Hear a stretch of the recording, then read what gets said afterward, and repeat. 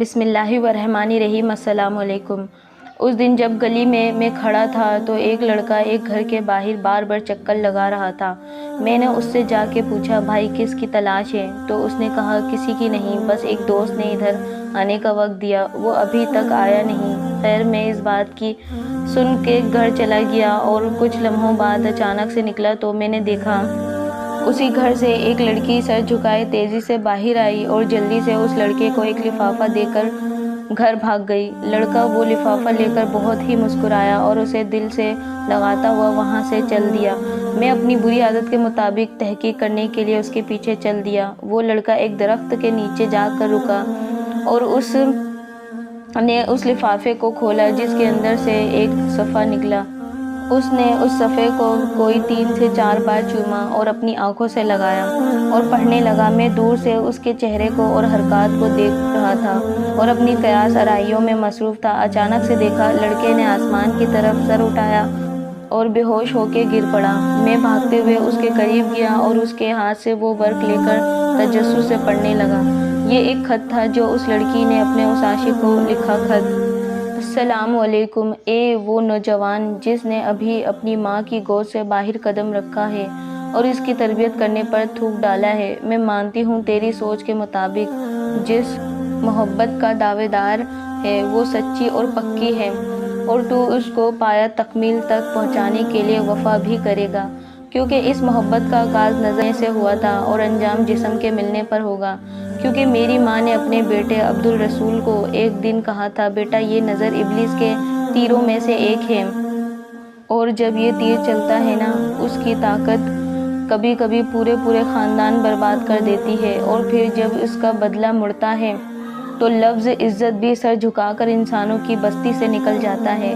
لہٰذا اس آنکھ کو صرف اپنے سوہنے نبی کے چہرے کو دیکھنے کے لیے منتظر رکھنا، ورنہ قیامت کے دن اپنے ماں کو نانا حضور کی بارگاہ میں شرمندہ نہ کرنا کہ میں اس بات پر شرم کے مارے ڈوب مروں کہ میں نے تیری تربیت میں کمی چھوڑ دی تھی۔ تو سن اے خود کو خوبصورت شہزادہ اور مجھے دنیا کی حور سمجھنے والے، میں ایک سید زادی ہوں اور میرا تعلق اماں فاطمہ رضی اللہ تعالیٰ عنہا کے قبیلے سے ہے جو قیامت کو تمام جنتی عورتوں کی سردار ہوں گی۔ میں نے اپنے لیے دعا مانگی ہے کہ اے اللہ مجھے محبت میں ان کی خادم بنانا۔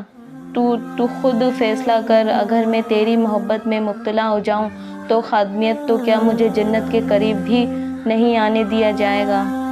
رہا سوال تو نے جو مجھے کل شام باغ کے اس پیڑ کے نیچے ملنے کو بلایا ہے، میں وہاں بھی آ جاتی، لیکن میں تم سے ایک وعدہ لوں کہ تو اپنی بہن گڈی کو بھی ساتھ لے کر آنا اور میں اپنے بھائی کو، کیونکہ تیری نظر میں دنیا کی سب سے شریف عورت تیری گڈی بہن ہے اور میرے بھائی کی نظر میں دنیا کی سب سے شریف عورت میں ہوں۔ اس طرح دونوں مردوں کی غلط فہمی دور ہو جائے گی اور اس کے بعد جب گاؤں میں یہ خبر پھیلے گی تو کوئی بھائی اپنی بہن کو شریف نہیں سمجھے گا۔